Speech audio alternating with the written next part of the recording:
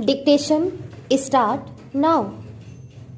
Sir, some days ago I had the honor of presenting to this House the report of the Planning Commission on the second 5-year plan. I presume that many members have read it since then, either fully or in parts. I have now the honor to move the following resolution. This House records its general approval of the principles, objectives and programs of developing contained in the second 5-year plan as prepared by the Planning Commission. Those honorable members who have read this report have probably not found it very light reading. A report of this type can hardly be termed light reading, although I believe there are many parts of it which are exciting reading. Few of us, you can say that we agree with every single word in this report and with every single proposal. A report of this type is the product of the labor of a great many persons, not only members of the Planning Commission, but a vast number of other people who have been consulted. Among them are experts of our own country and of foreign countries and other representing various interests and professions in the country. As with all joint products, there is an attempt to meet different viewpoints. I hope this House will view the report as a whole, keeping in mind the unity of approach, objectives, methods and principles underlying it, and not so much the details.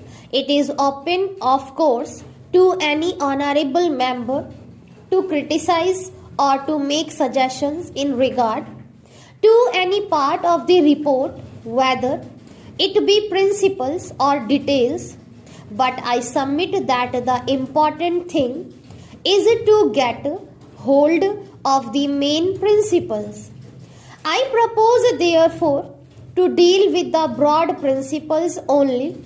The subject of this report is obviously not only of the highest importance, but something that produces in me very great excitement.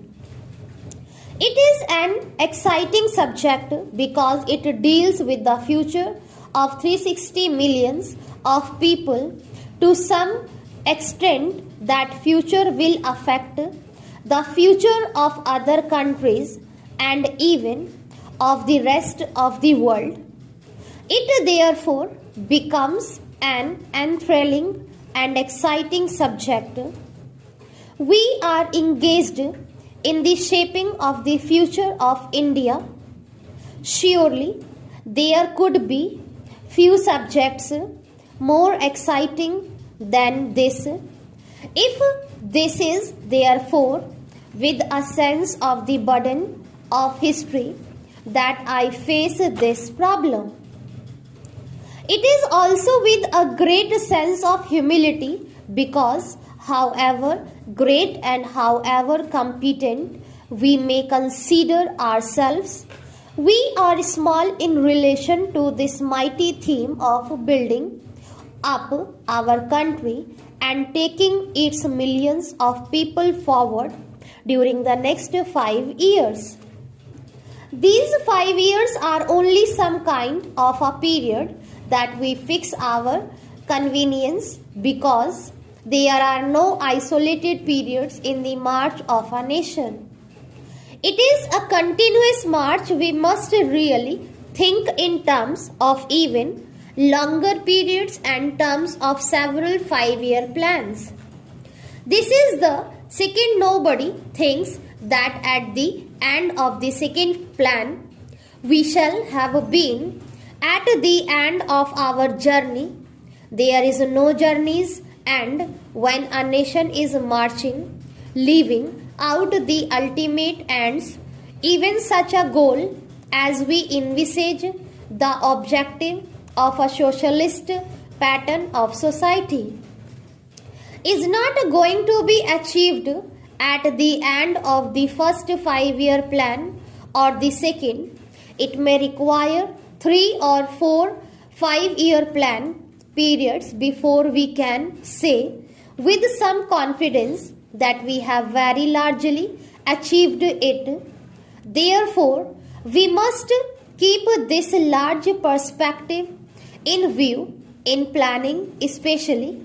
We are apt to forget the larger perspective and lose ourselves in some particular aspect which is of importance and yet which may very well come in the way of the larger perspective.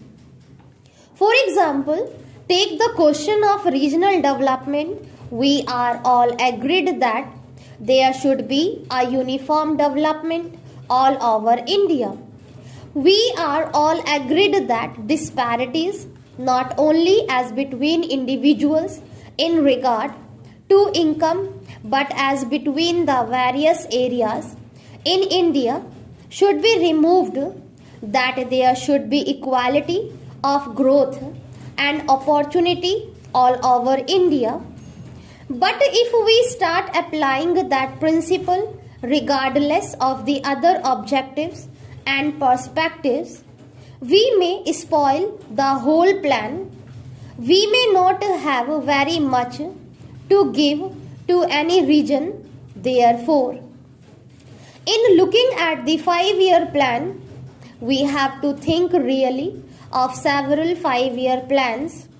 That is why it is becoming more and more important that we should, in addition to the period we are dealing with, have a longer perspective in view.